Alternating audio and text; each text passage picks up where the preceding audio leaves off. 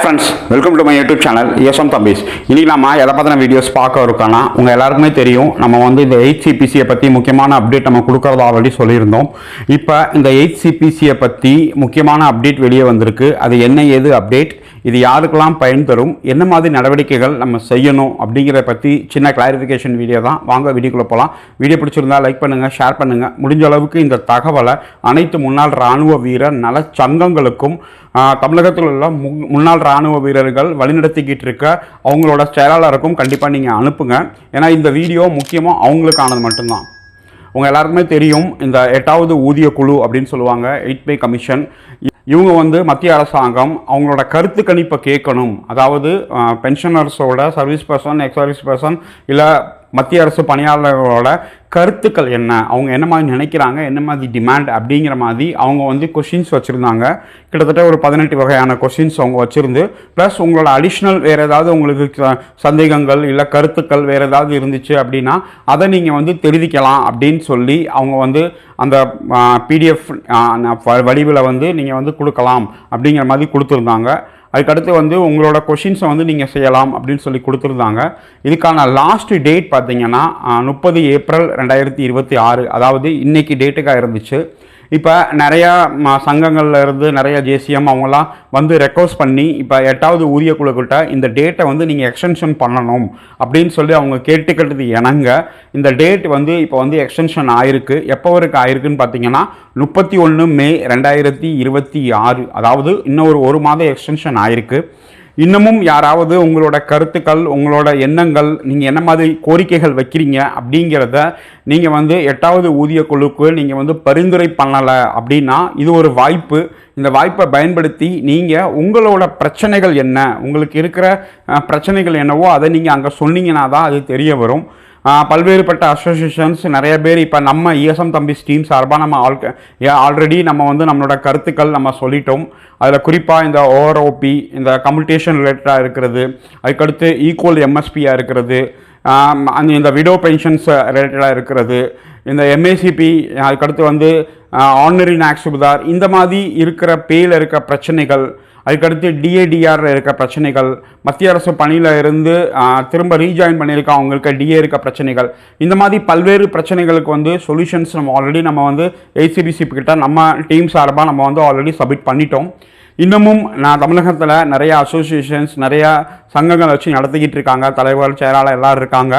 அவங்க வந்து இதில் வந்து செயல்படுத்திட்டாங்களா படுத்தலையா அப்படிங்கிறத அவங்க சங்கத்தில் இருக்க நிர்வாகிகளுக்கு அவங்க வந்து சொல்லணும். ஏன்னா சும்மா வாட்ஸ்அப்லேயே வட சொல்கிறத விட்டுக்கிட்டு நேரடியாக இந்த மாதிரி அரசாங்கம் அவங்களோட வெப்சைட்டில் உங்களோட கருத்து கணிப்பை கேட்கும்போது அப்போ நீங்கள் உங்கள் அசோசியேஷன்லேருந்து லெட்டர் பேட் மூலமாகவோ நீங்கள் உங்களோட பாயிண்ட்ஸை வந்து நீங்கள் வந்து அவங்களுக்கு சப்மிட் பண்ணணும். அப்போ தான் அது வந்து ஒரு வேலிட் பாயிண்ட்ஸாக எடுத்துக்க முடியும். ஏன்னா ஓவராலாக என்ன மாதிரி பாயிண்ட்ஸ் வருது அப்படின்னு சொல்லி அதை தொகுத்து அவங்க வந்து கமிட்டியில் உட்காந்து அதை டிஸ்கஸ் பண்ணி அது செய்யலாமா செய்யக்கூடாதா அப்படின்னு சொல்லி செய்ய முடியும். நம்ம சொல்லிடுறோம் இது வந்து செய்யணும் அப்படின்னு, ஆனால் அதை யார் உங்கள் மூலமாக கொண்டு போய் அங்கே சேர்க்குறது? எல்லாருமே சொல்கிறாங்க, எல்லாருமே வாட்ஸ்அப்பில் வந்து முன்னாள் இராணுவ நல்லா இருக்கணும், இப்படி பண்ணணும், அப்படி பண்ணணும், இப்படி செஞ்சால் நல்லாயிருக்கும் சார் அப்படின்னு சொல்லி சொல்கிறாங்க. ஆனால் ஒரு கருத்து கணிப்பு கேட்கும்போது அரசாங்கத்தில் இருந்து முறையாக வந்து செய்யும் போது அதை வந்து யாருமே பதிவிடுறது கிடையாது. அதில் ஒரு சோம்பேறித்தனம், அதில் ஒரு நெக்லிஜென்சி பண்ணுறாங்க. அப்படி பண்ணாமல் நம்மளோட சப்ஸ்கிரைபரில் இருந்து நிறையா பேர் ஆல்ரெடி பதிவு பண்ணியிருந்தாங்க. எனக்கு தனிப்பட்ட முறையில் நிறைய பேர் அனுப்பிச்சிருந்தாங்க. இன்னமும் ஒரு வாய்ப்பு, இந்த வீடியோ பார்க்கும்போது நம்ம சப்ஸ்கிரைபர் நிறைய பேர் இருந்தாங்க அப்படின்னா கண்டிப்பாக உங்களோட கருத்துக்கள் என்ன அப்படின்னு சொல்லி நீங்கள் அந்த வெப்சைட்டில் போங்க. 8வது 8 CPC அப்படின்னு சொல்லி கூகுளில் போனாலும் அந்த வெப்சைட் வந்துடும். அந்த வெப்சைட்டில் போங்க, நான் கூட இப்போ காட்டுறேன். கூகுளில் நீங்கள் 8 CPCன்னு போட்டிங்கனாலே இந்த இன்டர்ஃபேஸ் இப்படி தான் இருக்கும். இதுதான் 8 CPCயை பற்றி உண்மையான நியூஸ், அஃபிஷியல் வெப்சைட். இதுக்கு முன்னாடி எவ்வளவோ பே கமிஷன் வந்திருக்கு. ஆனால் இந்த மாதிரி ஒரு வெப்சைட் உருவாக்கி இதோட ஃபீட்பேக், இதோட கருத்து கணிப்பு, ப்ளஸ் இங்கே என்ன நடந்துக்கிட்டு இருக்கு, பொய்யான தகவலை நம்பாதீங்க அப்படின்னு சொல்லி நிறைய விஷயங்கள் மத்திய அரசாங்கம் வந்து இப்போ பண்ணியிருக்காங்க. ஏன்னா 8 CPCயை பற்றி நிறைய ஃபேக் நியூஸ் தான் வந்துக்கிட்டு இருக்கு. இப்போ இதில் நீங்கள் பார்த்தீங்கன்னா அவங்க வந்து 29/4/2026 ஒரு முக்கிய முக்கியமான அப்டேட் அவங்க வந்து வெளியிட்டிருந்தாங்க. அதுதான் இது நீங்கள் பார்த்துட்டு இருக்கிறது. இப்போ நீங்கள் பார்த்தீங்கன்னா இதோட டேட் வந்து last date of submission response is 31 May 2026 Sunday வரைக்கும் அவங்க கொடுத்துருக்காங்க. All submissions are be made only through linked specified above. Paper based memorandum, hard copies, PDF, emails of the memorandum are not being considered entered the pay commission. அதாவது online மூலமாக தான் பண்ண முடியும். நீங்கள் வந்து பை போஸ்ட்டாவோ இல்லை பேப்பராகவோ நீங்கள் அனுப்பிச்சிங்க, இமெயிலாகவே அனுப்பிச்சிங்கன்னா அதை எதையுமே எடுத்துக்க மாட்டோம். இதில் போய் நீங்கள் உங்களோட கருத்து கண்டிப்பாக நீங்கள் தெரிவிக்கணும். தெரிவித்து இப்படிலாம் இருக்குது, இப்படிலாம் நடந்துக்கிட்டு இருக்குது, இந்த மாதிரிலாம் மாற்றணும், இந்த மாதிரிலாம் சேஞ்ச் பண்ணணும் அப்படின்னு சொல்லணும். ஏன்னா யார் வந்து கோரிக்கைகள் அதிகமாக வைக்கிறாங்களோ அதை பற்றி டிஸ்கஷன் அதிகமாக வரும், அதை பற்றி ஒரு கிளாரிட்டி வரும். அதை வந்து 8வது ஊதிய குழுவில் அங்கே இருக்கிற சேர்பர்சனாக இருக்கட்டும் இல்லை மெம்பர்ஸாக இருக்கட்டும் அதை வந்து பாயிண்ட்ஸாக எடுத்துகிட்டு வந்து அதுக்கு ஒரு சொல்யூஷன் கொடுப்பாங்க. அதனால தான் நம்ம திரும்ப திரும்ப சொல்கிறது. அதனால் தமிழகத்தில் உள்ள சங்கங்களாக இருக்கட்டும் இல்லை தமிழகத்தில் முக்கிய நிர்வாகிகள், முன்னாள் இராணுவ பிரிவீர்கள் சேர்ந்த முக்கிய நலம் விரும்பிகள் நிறைய பேர் இருக்காங்க. நம்மளுக்கு தெரிஞ்ச கிட்டத்தட்ட ஒரு 100 பேர்கிட்ட இருக்காங்க. ஆனால் எத்தனை பேர் தமிழ்நாட்டு சேர்ந்து முன்னாள் இராணுவ வீரர்கள் சம்பந்தமாக இருக்கிற பிரச்சனைகளை வந்து கொண்டு போய் சேர்த்துருக்காங்க? ப்ளஸ் இந்த வீடியோ பார்க்குற இராணுவ வீரர்கள், பணியில் இருக்க இராணுவ வீரர்கள் அவங்களும் அவங்களோட கருத்தை கண்டிப்பாக தெரிவிக்கலாம். அதனால் தயவு செஞ்சு இந்த வீடியோவை எல்லாருக்கும் நீங்கள் ஷேர் பண்ணுங்கள்.